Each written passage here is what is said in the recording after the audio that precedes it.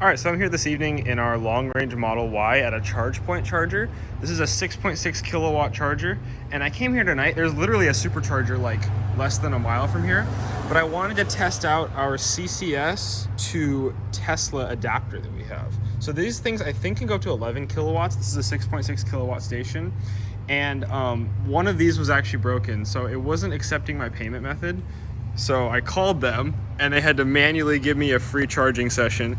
This connector isn't working, this one is.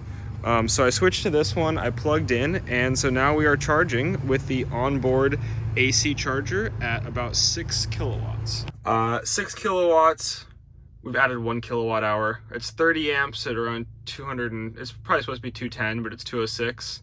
And our charge limit is set to 81%, so that'll take 5 hours and 25 minutes to get there. I'm not gonna sit here for 5 hours and 25 minutes. I'm probably just gonna sit here for as long as it takes me to film this video. But theoretically, if you're going shopping for an hour or two, you could leave it parked and you would get a nice little boost. I've gained 1% since sitting here, so not very much. You can see it's charging at 24 miles an hour. I've gained 4 miles. This doesn't tell me very specific information on the kilowatt hours. It just says plus 1 kilowatt hour, whatever that means. But if I go out and look at the ChargePoint screen, we can see a little bit more specific about how much power is actually going into the car. And I've been here for 10 minutes and 23 seconds, and I've put in just over 1 kilowatt hour now. So you can see at 6.3 kilowatts. Okay, I was wrong. It's 6.3, not 6.6. I've put in a little over 1 kilowatt hour, and it's going up, but pretty slowly. And this 6.3 kilowatts is shared between these two. There's also another charger right here. So I guess you could have 4 vehicles charging here. It's pretty slow, but it does work. And there's a Electrify America station really close to here too. So if you had a non-Tesla vehicle, you could go over to the Electrify America station and it would charge a lot more quickly. But yeah, this is working. This would work if you were going shopping and the supercharger was full. Actually, let's go look at the price. What is the price on this thing? 30 cents per kilowatt hour and free parking, but there's plenty of parking anyway. 30 cents a kilowatt hour.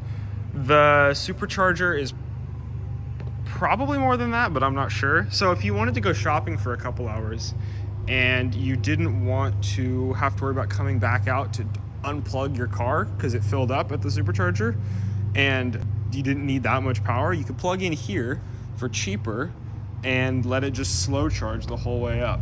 But I think I'm going to take off because I'm at 37% and I'm not that far from home, and I can just plug in when I get home. And now we just arrived at a supercharger because I want to top it up a little bit before I go home tonight. Plug that guy in, make sure it starts going, look inside the car, starting to charge. And because I navigated here, it started to precondition the battery, so we'll see what it says. But starting to charge, doing a little dance. I don't have to worry about any payment or anything, it should just go.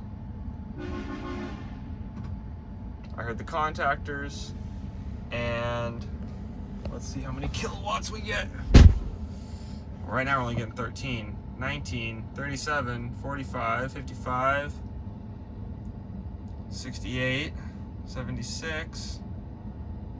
Yeah, I'm guessing it's a cold battery. I mean, I've been driving it, but it's not probably where it wants to be.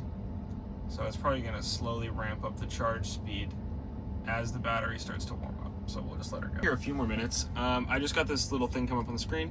Battery temperature low. Charging rate limited by low battery temperature. Vehicle is improving battery temperature to increase charge rate.